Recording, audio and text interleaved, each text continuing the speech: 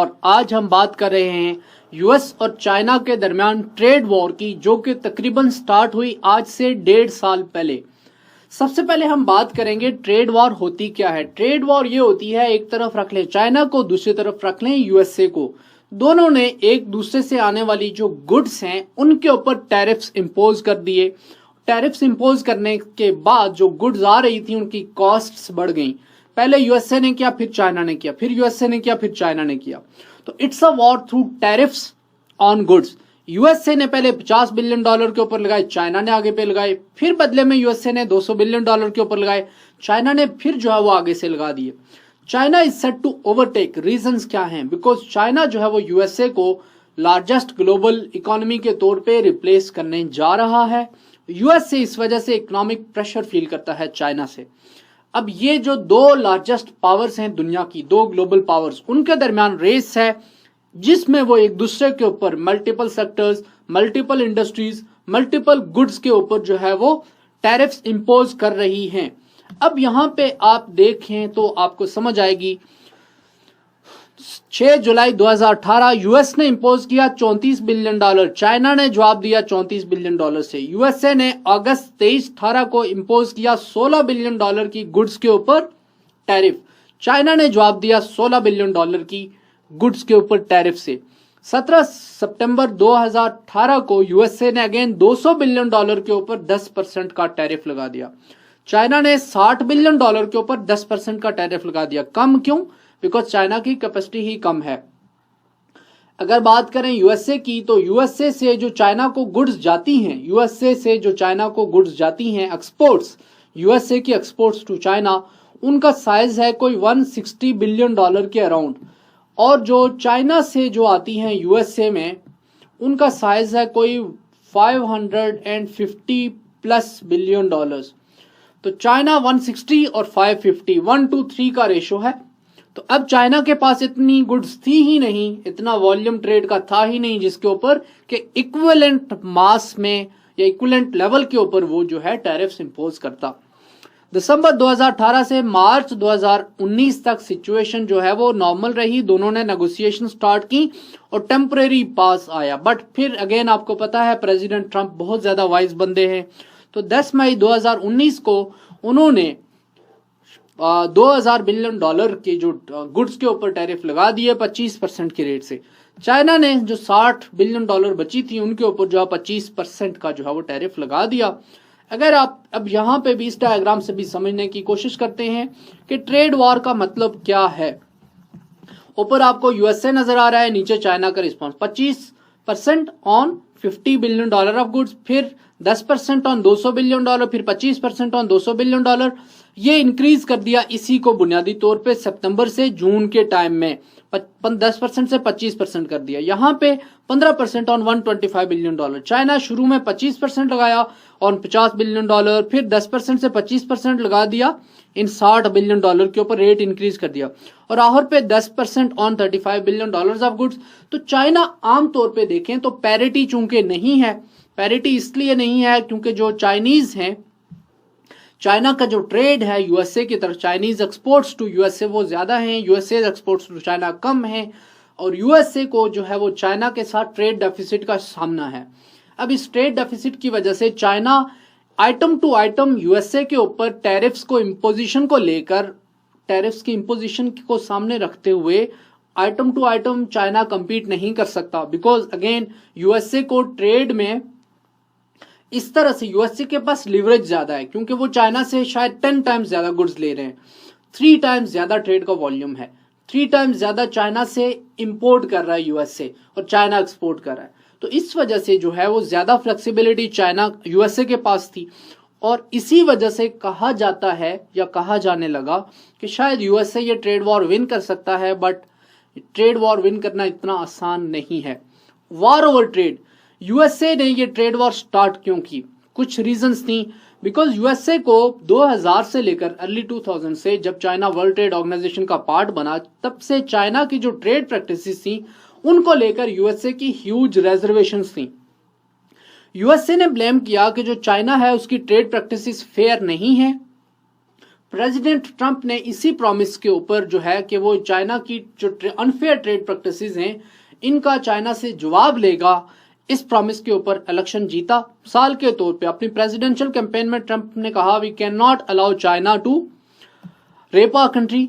USA has been investigating China's trade practices. US की एक investigation के मुताबिक उन्होंने फाइंड किया कि Chinese trade practices are not fair and Chinese state firms are involved into systematic trade practices that is hitting US interest।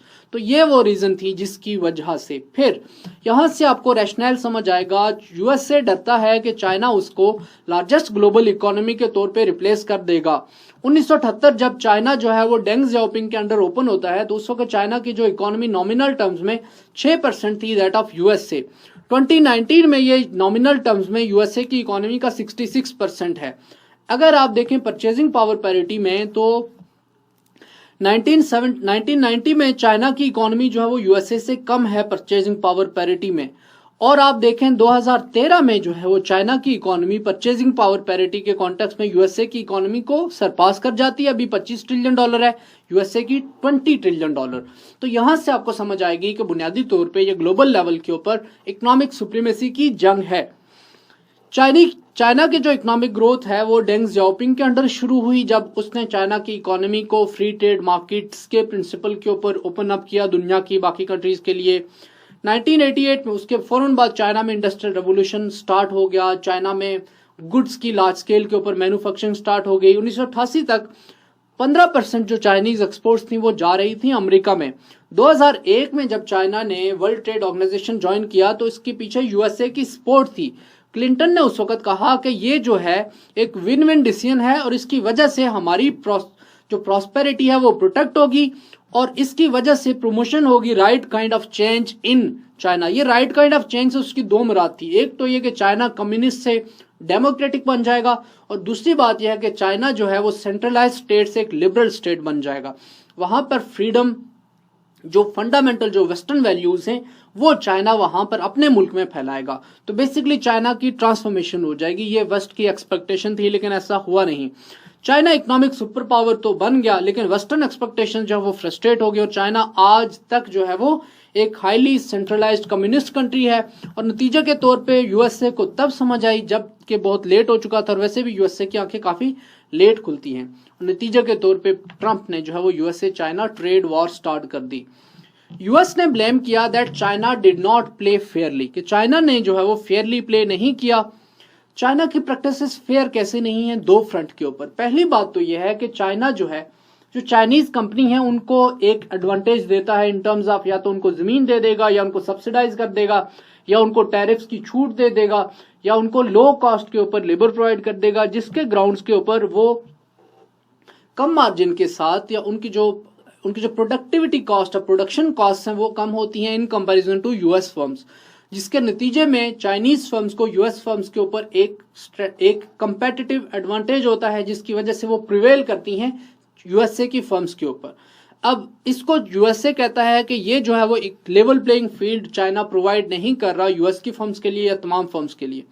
दूसरा इनका जो यूएसए को कंसर्न है वो है इंटेलेक्चुअल प्रॉपर्टी राइट्स को लेकर, इंटेलेक्चुअल प्रॉपर्टी थफ्ट को लेकर।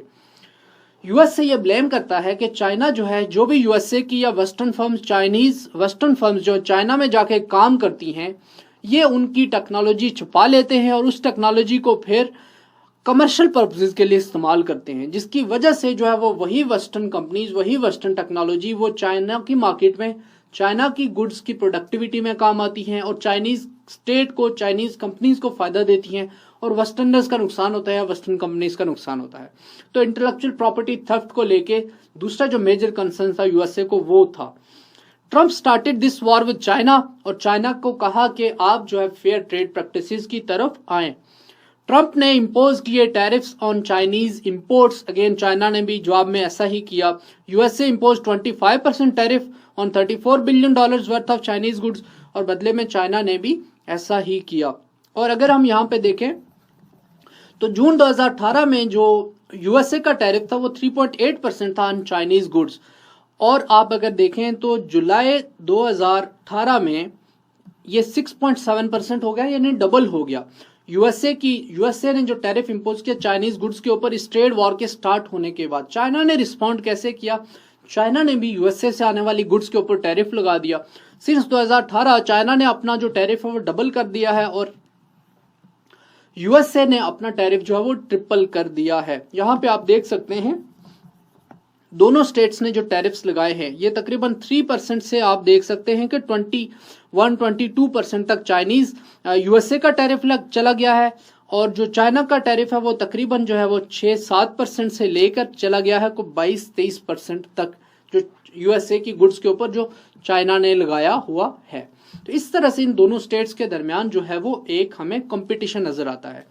ये जो फाइट है उसने हिट किया है ट्रंप की स्पोर्ट बेस को जो कि ग्रेट प्लेन्स में है। ये स्पोर्ट बेस जो वो बुनियादी तौर पे ये सेंट्रल रीजन है जो कि ये जिसके गिर्द सर्कल ड्रॉ किया है मैंने, ये ट्रंप का स्पोर्ट बेस है और यहाँ पे ज्यादातर जो काउंटीज हैं वो एग्रीकल्चरल प्रोडक्ट्स की प्रोडक्टिविटी में इन्वॉल्व हैं। उसमें सोयाबीन मिसाल के तौर पे इंपॉर्टेंट है। Tariffs are only paid by the firms of other countries.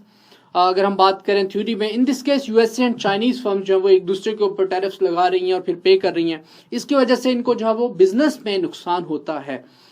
मिसाल के तौर पे चाइना ने यूएस की एग्रीकल्चरल प्रोडक्ट्स के ऊपर जो टैरिफ लगाए हैं वो इनको बहुत बुरी तरह से हिट कर रहे हैं। मिसाल के तौर पे सोयाबीन की प्रोडक्शन के ऊपर जो है वो चाइना ने टैरिफ लगाया है। अब यूएसए में जो सोयाबीन पैदा होता था वो सबसे ज्यादा एक्सपोर्ट किया जाता था चाइना को। उनकी मार्केट ही चाइना थी, बाकी किसी और जगह पे उनकी कंजम्पशन नहीं है। अब चाइना ने जब उसके ऊपर टैरिफ लगा दिया तो सोयाबीन की वो प्रोडक्टिविटी, उन जो फर्म्स उसमें इन्वॉल्व थे उनको बहुत ज्यादा लॉसेस हुए। इसकी वजह से जो है वो लार्जर लेवल के ऊपर यूएसए में बहुत बिजनेसेस, 6000 के करीब बिजनेसेस यूएसए में इंपैक्ट हुए हैं। चाइना में बहुत सारे बिजनेसेस इंपैक्ट हुए हैं। इन्वेस्टमेंट पैटर्न शिफ्ट हो गए। मिसाल के तौर पे यूएसए की जो चाइना के अंदर इन्वेस्टमेंट है वो इफेक्ट हुई है और चाइना की अगेन ऐसे ही यूएसए में जो इन्वेस्टमेंट थी, कन्वर्सली दोनों इफेक्ट हुई हैं। बिजनेसेस इंपैक्ट हुए हैं, इन्वेस्टमेंट पैटर्न शिफ्ट हो गई हैं। जो इन्वेस्टर्स हैं उनका कॉन्फिडेंस शेक हुआ है। ग्रोथ इन सेक्टर्स में कि जिनके ऊपर टैरिफ लगाए गए हैं उनमें ग्रोथ जो है वो बहुत बुरी तरह से मुतासिर हुई है। ग्लोबल इकोनॉमी ओवरऑल जो है वो स्लो कर रही है और ये हमें यूएस और चाइना की इकोनॉमी की ग्रोथ से नजर आ रहा है। अब प्रेसिडेंट ट्रंप और शी जिनपिंग दोनों ने एग्री किया कि हम जो है वो एक फेज 1 में एक डील कट करेंगे और डील के ऊपर ये रीच कर गए हैं और इस डील में इन्होंने टैरिफ्स को कम किया है। बुनियादी तौर पे कुछ गुड्स के ऊपर जो है वो इन दोनों ने टैरिफ कम किया है। यहाँ पे आप देख सकते हैं इन दोनों को हाथ मिलाते हुए। ये इनको तो आप जानते हैं और इनको भी आप जानते हैं।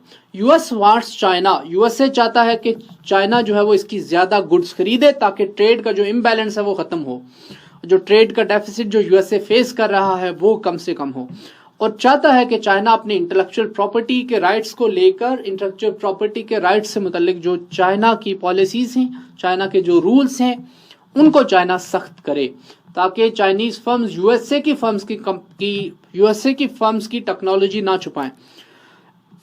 ये जो डील है इसकी वजह से रिलेशंस और ट्रेड वॉर के या ट्रेड रिलेशंस दोनों कंट्रीज के दरमियान इकोनॉमिक रिलेशंस नॉर्मलाइज हो सकते हैं। हाउएवर जो स्टेक्स इन्वॉल्व हैं और पॉलिटिकल कॉस्ट इन्वॉल्व हैं दोनों के लिए, ट्रंप अगले साल इलेक्शन लड़ रहा है, शी जिनपिंग के लिए अपनी पॉपुलैरिटी, अपनी रिजीम की लॉन्जेविटी का मसला है, तो ये आसान नहीं है कि इस तरह की डील जो है वो दोनों कट कर सकें। यूएसए जो है वो डी ग्लोबलाइजेशन के मार्च के ऊपर है, चाइना ग्लोबलाइजेशन की तरफ जा रहा है। दोनों का जो पाथ है वो अगेन कॉन्ट्राडिक्टरी है और ग्लोबल लेवल के ऊपर जहां भी हम देखते हैं कि दोनों जो है वो एक दूसरे के राइवल्स के तौर पे सामने आते हैं। इस सिचुएशन को सामने रखते हुए दोनों के लिए कोऑपरेट करना आसान नहीं है। जो यूएसए है उसने चाइनीज टेक फर्म्स के ऊपर भी कुछ पाबंदियां लगाई हैं, उनके ऊपर रिस्ट्रिक्शंस लगाई हैं।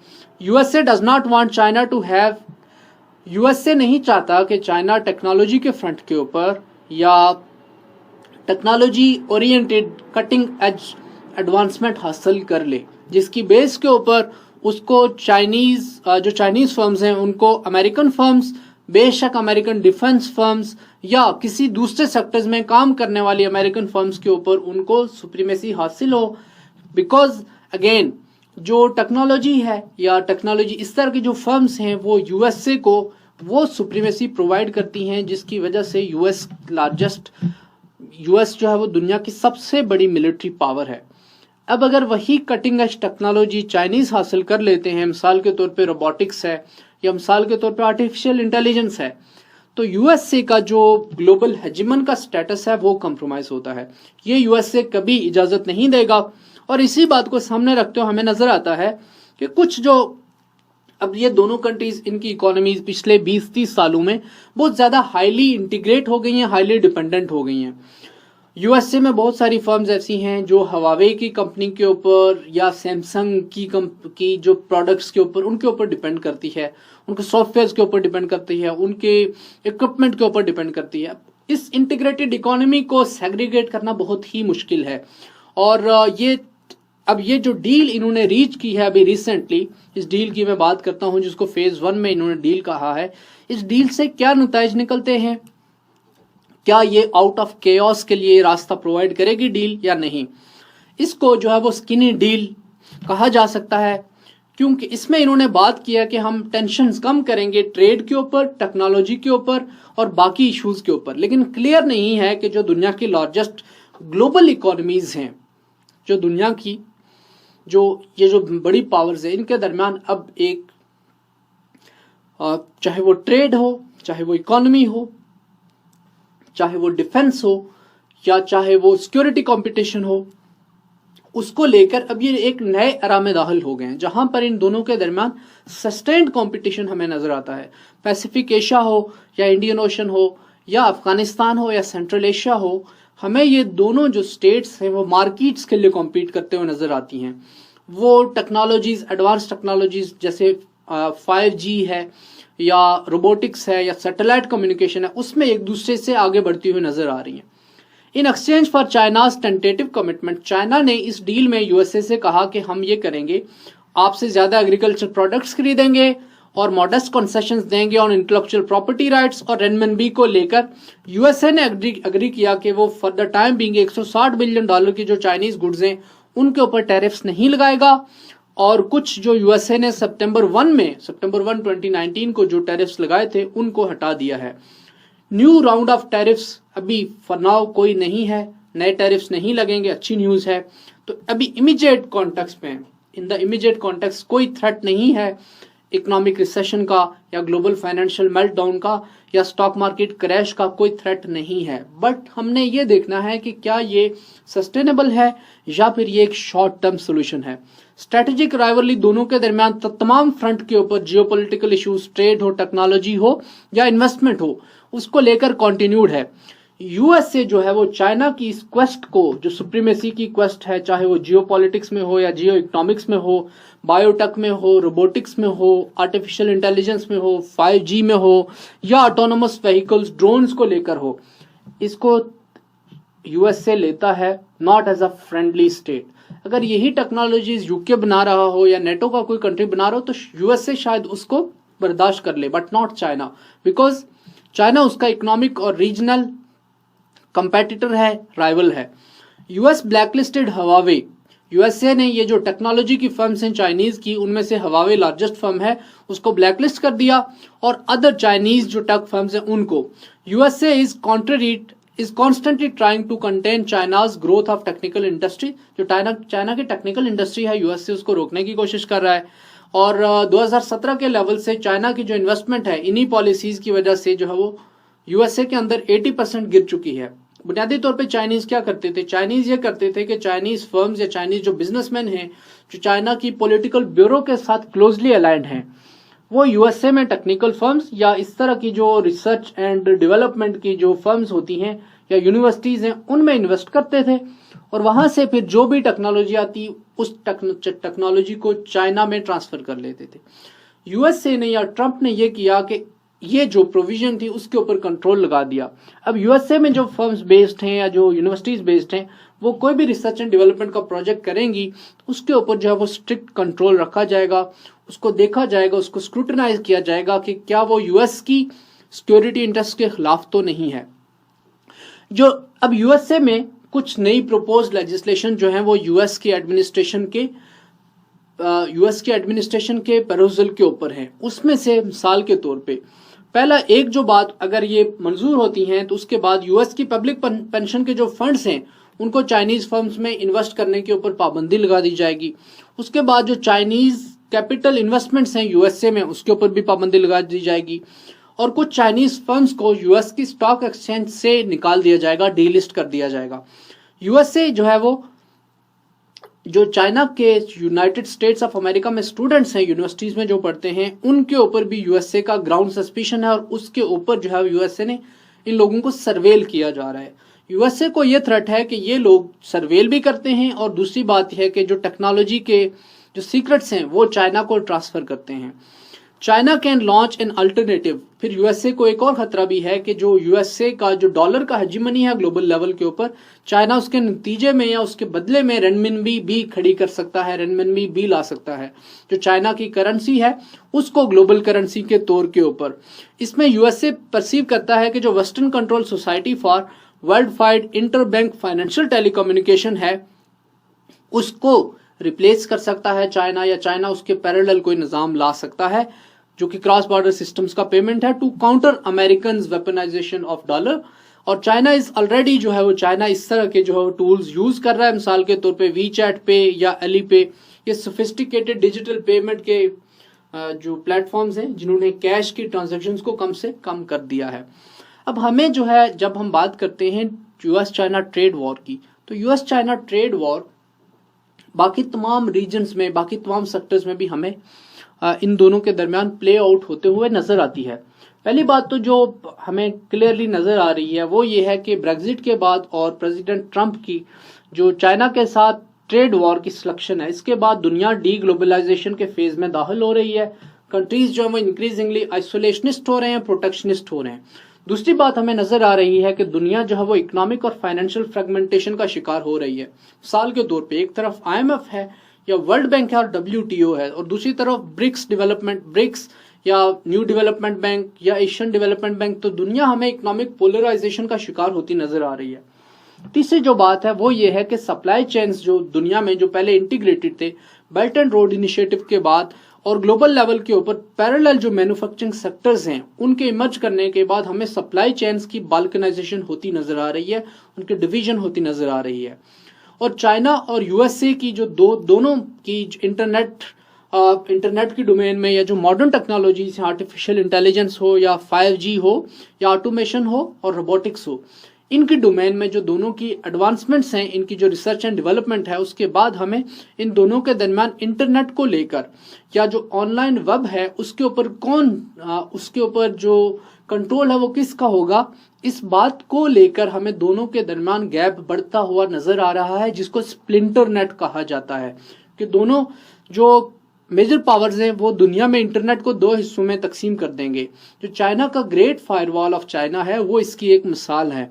चाइना में वाइबू है मसलन फेसबुक का पैरेलल। चाइनीज जो स्टेट फर्म्स हैं वो इंटरनेट के ऊपर बहुत स्ट्रिक्ट कंट्रोल एक्सरसाइज करती हैं। 2016 में यूएसए में से white house national security strategy है या 2018 की जो नेशनल डिफेंस स्ट्रेटजी है, इसमें चाइना को स्ट्रेटेजिक कंपेटिटर करार दे दिया गया। फिर यूएसए के जो एक्शंस हैं पैसिफिक एशिया में, जो यूएसए की डिप्लॉयमेंट्स हैं, रीबैलेंसिंग की पॉलिसी या पिवट की पॉलिसी, या प्रेसिडेंट शी जिनपिंग का न्यू एरा की जो डिक्लेरेशन है, या चाइना की ये थिंकिंग कि यूएस से जो है वो चाइना के पीसफुल राइज को कंटेन करना चाहता है, या जापान का अपने कॉन्स्टिट्यूशन को अमेंड करके अपने मिलिट्री के रोल को रिवाइज करना, ये सारे डेवलपमेंट्स ऐसी हैं जिनको अगर एक यूनिसन में देखा जाए तो हमें ये बात समझ आती है कि यूएसए और चाइना जो है वो अनइंटेंशनली और शायद ना चाहते हुए भी एक ग्लोबल वार की तरफ बढ़ रहे हैं। इस ग्लोबल वार के कंटूर्स जो हैं वो अभी से हमें इसी ट्रेड वॉर की सूरत में नजर आ रहे हैं।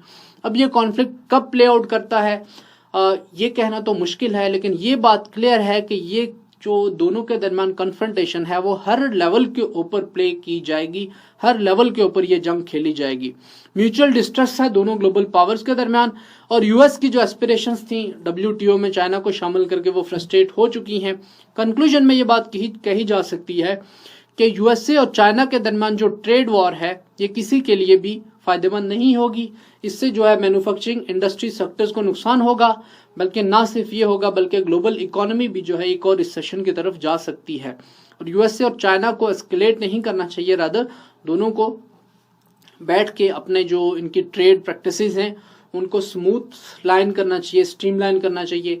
WTO जैसी कोई एक नई रिजीम ले आए, या फिर USA और चाइना मिलके जो है वो ग्लोबल ट्रेड के जो ग्लोबल फाइनेंशियल सिस्टम है उसके नए रूल्स दोबारा से डिवाइस करें, तो तब जो है ये अपने इनकी जो कन्फ्रंटेशन है उसको कम कर सकते हैं।